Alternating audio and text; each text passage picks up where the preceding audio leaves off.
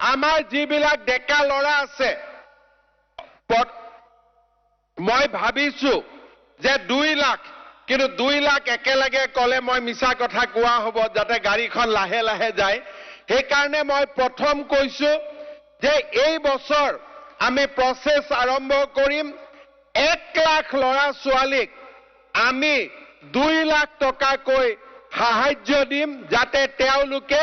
কিবা নহয় কিবা ব্যবসা আৰম্ভ কৰিব পাৰে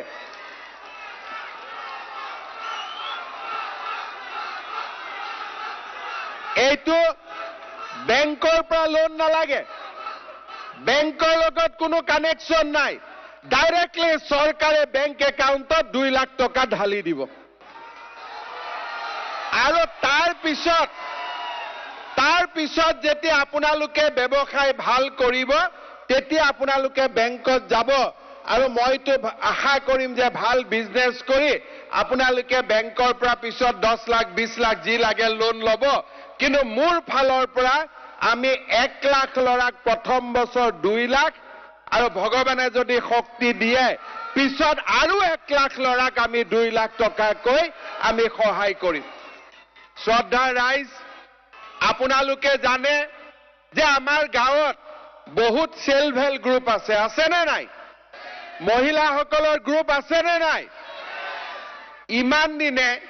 মহিলাই গ্ৰুপত টকা পায় যে 25,000 টকা গ্ৰুপত দিলো 50,000 টকা গ্ৰুপত দিলো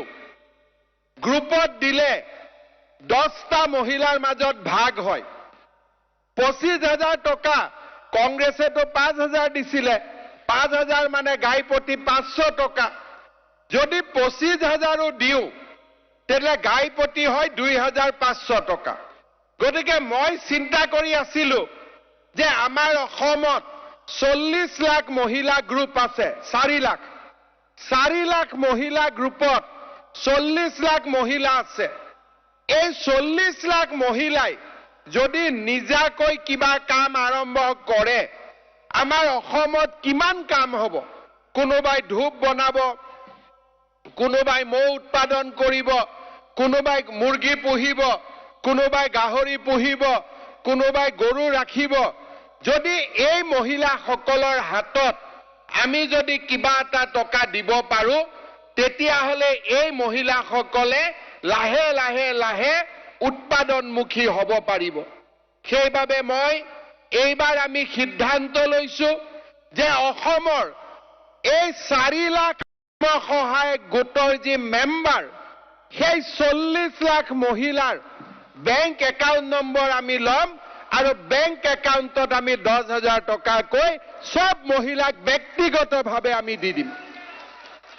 গ্ৰুপত নহব গ্ৰুপত আগতে আমি পাই থাকিম কিন্তু এইটো মোৰ ফালৰ পৰা ব্যক্তিগত একাউণ্টত দিম আৰু যি মহিলাই এই ব্যক্তিগত একাউণ্টত 10 লাখ টকালৈ ভাল কাম কৰিব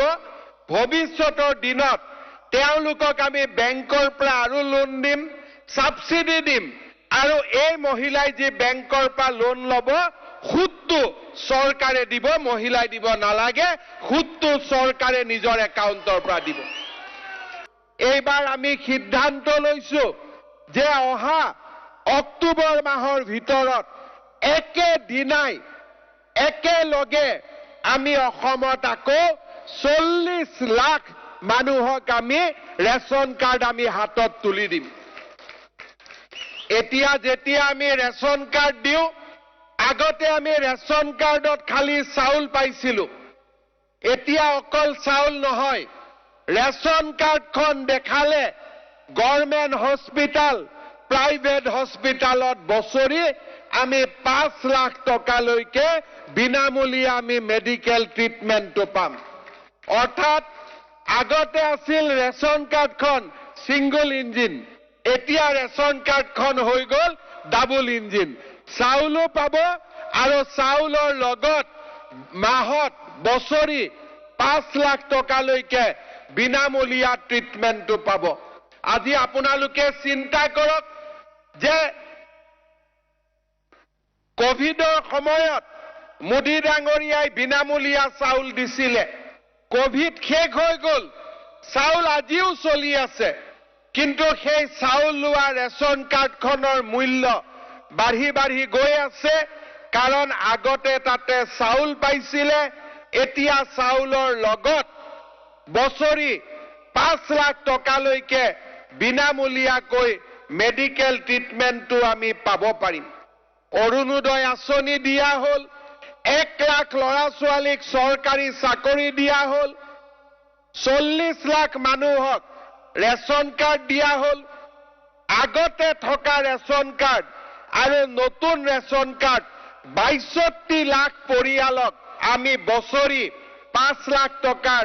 বিনামূলীয়াকৈ আমি ট্ৰিটমেণ্ট দিয়াৰ বাবেও ৰেচন কাৰ্ড দেখুৱালে ট্ৰিটমেণ্ট পাব এই কামো আমি কৰিলো